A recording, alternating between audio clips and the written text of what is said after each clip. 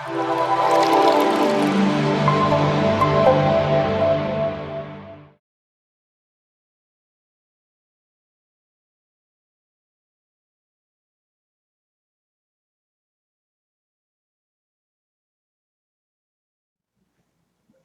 रबानी। दुआ रबानी हम मसीही लोगों के लिए हमारे ईमान का एक बहुत ही अहम जुज़्व है। हमारी तमाम तर इबादत या हमारी शख्सी पर्सनल प्रेयर या इबादत या दुआ के बाद हम हमेशा दुआ रबानी भी पढ़ते हैं, चर्च में हो या घर पे हो या कहीं भी हो। दुआ रबानी पढ़ना दुआ के बाद एक मामूल का अमल है और ये हमारे मज़हबी या रूहानी इबादत का एक अहम हिस्सा है। लेकिन सवाल ये पैदा होता है कि क्या कभी हमने ठहर कर इस पे गौर किया है कि दुआ रबानी क्या है और ये दुआ सिखाने का दरअसल खुदा यीशु मसीह का मकसद क्या था और इसमें कौन सा छुपा हुआ राज है जो खुदा यीशु मसीह दरअसल हम पे अया करना चाहते थे या हमें सिखाना चाहते थे। तो आइए सबसे पहले तो हम दुआ रबानी देखें। जैसे कि हम जानते हैं कि दुआ रबानी मत्ती की इंजील में भी है और लूका की इंजील में भी है और दुआ रबानी मत्ती की इंजील 6 बाब में पाई जाती है और ये 9वीं आयत से शुरू होती है और 14वीं आयत तक जाती है। तो आइए हम दुआ रबानी देखें और फिर इस पे बात करेंगे। बस तुम इस तरह से दुआ किया करो कि ऐ हमारे बाप, तू जो आसमान पर है, तेरा नाम पाक माना जाए, तेरी बादशाही आए, तेरी मर्ज़ी जिस जैसी आसमान पर पूरी होती है ज़मीन पर भी हो। हमारी रोज़ की रोटी आज हमें दे और जिस तरह हमने अपने कर्ज़दारों को मुआफ़ किया है, तू भी हमारे कर्ज़ हमें मुआफ़ कर और हमें आज़माइश में ना ला, बल्कि बुराई से बचा, क्योंकि बादशाही और कुदरत और जलाल हमेशा तेरे ही हैं। आमीन। मैं यकीन से कह सकता हूँ कि हम मसीही लोगों में से अक्सर ने, अगर सब ने नहीं तो ये दुआ रबानी यकीनन अज़बर कर रखी है। We all know it by heart और हम अपनी दुआ के बाद इसको दोहराते हैं। लेकिन अब सवाल ये पैदा होता है कि ये दुआ सिखाने का खुदा यीशु मसीह का असल मकसद क्या था और जो मकसद मेरी नज़र में सबसे अहम नुक्ता या मकसद इस दुआ का है वो हमें 12वीं आयत में नज़र आता है। हम अक्सर ये दुआ पढ़ते हैं और पूरी की पूरी दुआ पढ़े या दोहराए आखिर तक चले जाते हैं, उसके बाद आमीन कहते हैं और दिल को तसल्ली दे लेते हैं कि बड़ी हमने रूहानी अपनी एक ज़रूरत को पूरा कर लिया है या एक रूहानी फ़र्ज़ या मज़हबी फ़रीज़ा अदा कर लिया है कि हमने अपने खुदा यीशु मसीह की सिखाई हुई दुआ पढ़ी है। अक्सर पासबान पास्टर हज़रात कहते हैं कि आइए हम खुदा यीशु मसीह की सिखाई हुई दुआ में शरीक हों और हम लोग इसमें शरीक होते हैं, लेकिन कभी ये नहीं सोचा कि इसके अंदर क्या छुपा हुआ राज है और क्या छुपा हुआ इम्तिहान है। शायद वही इम्तिहान है जो हमारी निजात का बायस बने, शायद वही एक इम्तिहान है, वही एक बात है जो हमारे लिए, हमारी निजात के लिए सबसे अहम नुक्ता साबित हो, लेकिन हमने कभी इस पर गौर नहीं किया। लेकिन आइए आज ज़रा इस पर गौर करें। 12वीं आयत देखें, लिखा हुआ है, और जिस तरह हमने अपने कर्जदारों को मुआफ़ किया है, तू भी हमारे कर्ज हमें मुआफ़ कर। अब गौर करें, यहाँ दो बातें हैं, और जिस तरह हमने अपने कर्जदारों को मुआफ़ किया है। कई तराजम में इसको यूँ भी कहा गया है, लिखा गया है कि जिस तरह हमने अपने कसूरवारों को मुआफ़ किया है, और कहीं कहीं तर्जमा यूँ भी है, और जिस तरह हम अपने कसूरवारों को या कर्जदारों को मुआफ़ करते हैं। तो ये तराजम में मामूली सा लफ्ज़ी फ़र्क है, लेकिन मफ़हूम ऑफ़ कोर्स कोई इतना बड़ा नहीं है, तो मकसद और मफ़हूम सेम ही है। तो आइए ज़रा देखें, इन अल्फाज पे गौर करें اور جس طرح ہم نے اپنے قرض داروں کو معاف کیا ہے تو بھی ہمارے قرض ہمیں معاف کر، یا جس طرح سے ہم نے اپنے قصورواروں کو معاف کیا ہے تو بھی ہمارے قصور ہمیں معاف کر۔ مقصد یہ ہے کہ یہاں خدا یسوع مسیح جو بات ہمیں سکھانا چاہ رہے ہیں وہ یہ ہے کہ اس سے پہلے کہ خدا باپ ہمیں ہمارے گناہ یا قصور یا قرض معاف کرے، ہم اپنی دعا میں یہ بات کا دعویٰ کر رہے ہیں، اس بات کا اقرار کر رہے ہیں، کنفیس کر رہے ہیں، پروفیس کر رہے ہیں کہ جس طرح سے ہم نے اپنے قرض داروں کے قرض معاف کیے ہیں، یا جس طرح سے ہم اپنے قرض داروں کو یا قصورواروں کے قصور معاف کرتے ہیں تو بھی ہمارے قصور ہمیں معاف کر۔ تو خدا یسوع مسیح ہمیں یہ سکھانا چاہ رہے ہیں کہ خدا باپ ہمارے قرض معاف کرے گا، لیکن جو شرط پہلے رکھی گئی ہے وہ یہ ہے کہ جس طرح سے ہم اپنے قصور واروں کے یا قرض داروں کے قرض معاف کرتے ہیں۔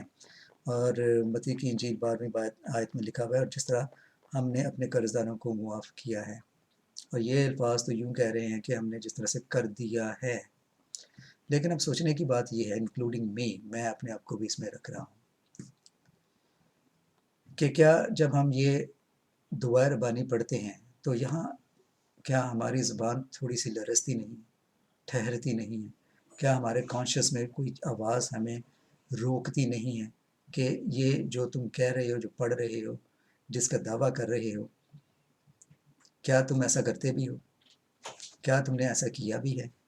لیکن ہم بڑی روانگی سے اور بڑی خوش اسلوبی سے، بڑے جوش و جذبے سے تمام دعائے ربانی پڑھتے ہیں، اور اینڈ تک پڑھتے جاتے ہیں، اور آخر میں آمین، اور اس کے بعد دعائیہ کلمات اور برکات اور جو کچھ بھی ہے وہ سنتے ہیں یا کہتے ہیں، اور گھروں میں چلے جاتے ہیں یا اپنے کام کاج میں لگ جاتے ہیں۔ لیکن جو امتحان ہے، جو ٹیسٹ ہے ایمان کا یا اس دعا کا، وہ اسی آیت میں چھپا ہوا ہے کہ جس طرح سے ہم اپنے قصورواروں کو معاف کرتے ہیں یا کر چکے ہیں تو بھی ہمیں معاف کر۔ اب خدا یسوع مسیح نے جو شرط رکھی ہے کہ خدا باپ ہمارے گناہ تبھی معاف کرے گا جب ہم اپنے قرض داروں کے یا قصورواروں کے قصور معاف کریں گے۔ اب یہ سوچنے کی بات ہے کہ جب بھی ہم یہ دعا کرتے ہیں تو کیا ہم یہاں ٹھہرتے ہیں، سوچتے ہیں کہ کیا حقیقت میں نے ایسا کیا ہے؟ کیونکہ یہ دعا میرے لیے ایک امتحان ہے، ایک ٹیسٹ ہے کہ پہلے میں اپنے قرض داروں کے قصورواروں کے قصور معاف کروں تو خدا باپ مجھے میرے قصور معاف کرے گا۔ لیکن ہم بڑی روانگی سے، باقاعدگی سے یہ پڑھتے ہیں اور بار بار پڑھتے ہیں، اور نہ جانے کتنی بار پڑھتے ہیں، اور اس پہ سے گزر جاتے ہیں اور پوری دعا کر دیتے ہیں۔ اب سوچنے کی بات یہ ہے میرے لیے اور آپ کے لیے کہ جب بھی ہم یہ دعا پڑھیں تو ذرا غور سے پڑھیں، سوچیں کہ جو میں نے کہا ہے کیا میں ایسا کرتا بھی ہوں؟ ورنہ تو ہم خدا کے حضور سراسر جھوٹے ثابت ہو رہے ہیں، ہم جھوٹ بول رہے ہیں، خداوند یسوع مسیح کی سکھائی ہوئی دعا کے ساتھ بھی دھوکہ کر رہے ہیں کہ اس نے تو ہم پہ شرط رکھی ہے کہ پہلے یہ کرو، لیکن ہم چرچ میں، گھر میں، جہاں بھی بڑی باقاعدگی سے، بڑی روانگی سے، بڑے بلاغت سے، فصاحت سے، جوش و جذبے سے یہ دعا پڑھتے ہیں، اور کبھی غور نہیں کیا کہ میں کیا کہہ رہا ہوں، کیا پڑھ رہا ہوں، مجھ پہ کیا چیز فرض کی گئی ہے اس دعا میں کہ پہلے اپنے قرض داروں کے قصورواروں کے قصور معاف کروں۔ بلکہ خدا یسوع مسیح نے تو یہاں تک حکم دیا ہے کہ اس سے پہلے کہ دعا کرے، اس سے پہلے کہ تو قربانی چڑھانے جائے، کیا تجھ پہ فرض نہیں کہ تو اپنے بھائی کے ساتھ معاملات سیدھے کرے؟ اگر تو اپنے بھائی کے ساتھ ناراض ہے یا ناراضگی ہے یا کوئی کانفلکٹ ہے تو پہلے اس کو ریزالو کر۔ یہ روحانیت ہے، یہ مذہب نہیں ہے۔ اور خدا یسوع مسیح کا دنیا میں آنے کا مقصد مذہب کے جو غلط تاثرات ہیں یا تشریحات ہیں یا جو تصور ہیں ان کو ختم کیا جائے۔ اسی لیے خدا یسوع مسیح کا فقیہ اور فریسیوں کے ساتھ مسلسل چاپلوسی رہی اور کانفلکٹ رہا، کیونکہ خدا یسوع مسیح کا مقصد تھا انسان کے اندر سے اس کا خدا کے ساتھ پاکیزگی، سچائی اور روحانی رشتہ قائم ہو، نہ کہ دکھاوے کا یا مذہبی ریاکاری کا۔ تو یہ جب بھی ہم دعا پڑھتے ہیں تو کیا ہم سادہ لفظوں میں اگر میں کہوں تو کیا ریاکاری نہیں کرتے؟ میں کتنے اپنے قصورواروں کے قصور معاف کرتا ہوں؟ میرے اپنے دل میں کئی ایسے بغض ہیں، ایسے قدورتیں ہیں، کئی لوگ ہیں جنہوں نے مجھے نہیں معاف کیا، نہ میں نے انہیں کیا ہے۔ انگلش میں کہتے ہیں کہ forgive and forget، یہ کہنا بڑا آسان ہے، کلیشے ہے، لیکن کتنا مشکل ہے۔ forgive and forget، بھئی کیسے forgive اور forget کیا جا سکتا ہے؟ forget تو کیا جا ہی نہیں سکتا، صرف forgive کیا جا سکتا ہے، اور forgive کرنے کے بعد ہم آگے موو کر سکتے ہیں، move on with life۔ لیکن یہاں تو بات ہی کچھ اور ہے کہ جس طرح سے جیسے میں نے اپنے قصورواروں کو معاف کیا ہے، اب میں خدا کے حضور میں، اور میں یہ دعویٰ کر رہا ہوں کہ میں نے کر دیا ہے، چونکہ میں نے کر دیا ہے، خدا باپ اب تو بھی میرے قصور مجھے معاف کر۔ میں نے آنس خدا پہ ڈال دیا ہے، میں نے بوجھ خدا پہ ڈال دیا ہے کہ میں نے تو کر دیا ہے، میں تو ایک خاکی انسان ہوں، گنہگار انسان ہوں، میں نے کر دیا ہے اپنے دوستوں، احباب، بھائیوں بہنوں کو معاف، اب اے باپ تو مجھے معاف کر۔ میں نے شرط پوری کر دی، کیونکہ یہ ایک شرط ہے، 12ویں آیت میں ایک بہت بڑی شرط ہے کہ جس طرح سے ہم نے اپنے قصورواروں کو قصور معاف کیا، تو بھی ہمارے قصور ہمیں معاف کر۔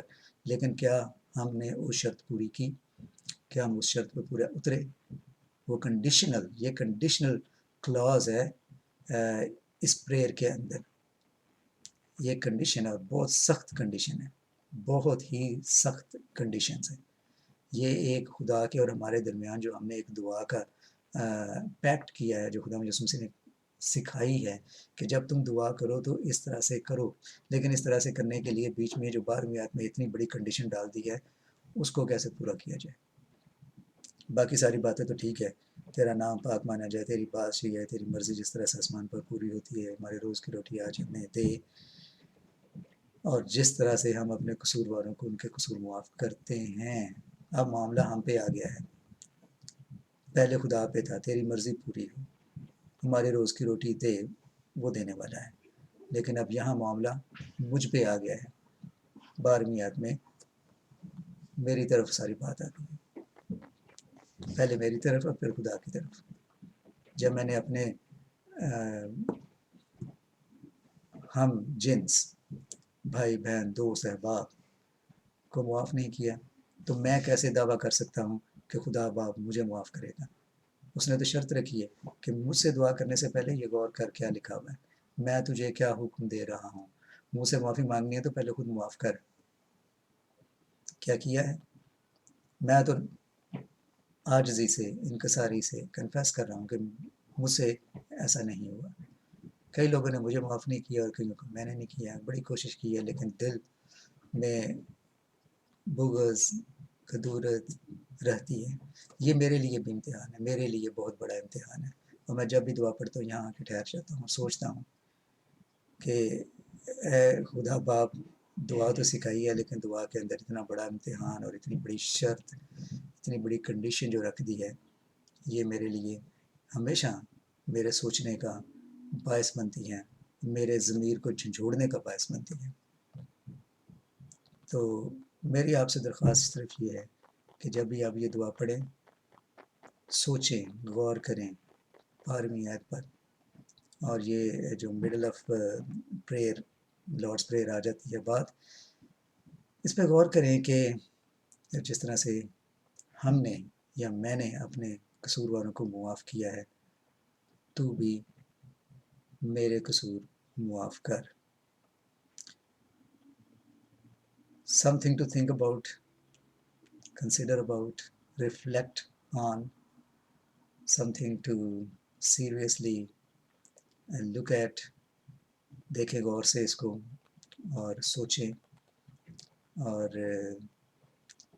اپنے آپ کو اس امتحان میں ڈال کر دیکھیں، اس کسوٹی پہ پرکھ کر دیکھیں، کیونکہ میں تو پرکھتا ہوں، اور میں اپنے آپ کو ہمیشہ اس پہ کم پاتا ہوں، جھوٹا پاتا ہوں، ریاکار پاتا ہوں، اور سوچتا ہوں کہ کتنا آسان ہے یہ دعا پڑھنا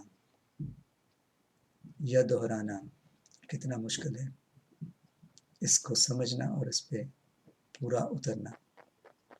جس طرح سے ہم نے اپنے قصورواروں کو معاف کیے ہیں، تو بھی ہمارے قصور ہمیں معاف کر۔ پر کیا میں نے اپنے قصورواروں کو ان کے قصور معاف کیے ہیں؟ سوچیں۔ خدا آپ سب کو برکت دے۔ God bless. Thank you for listening and thank you for watching.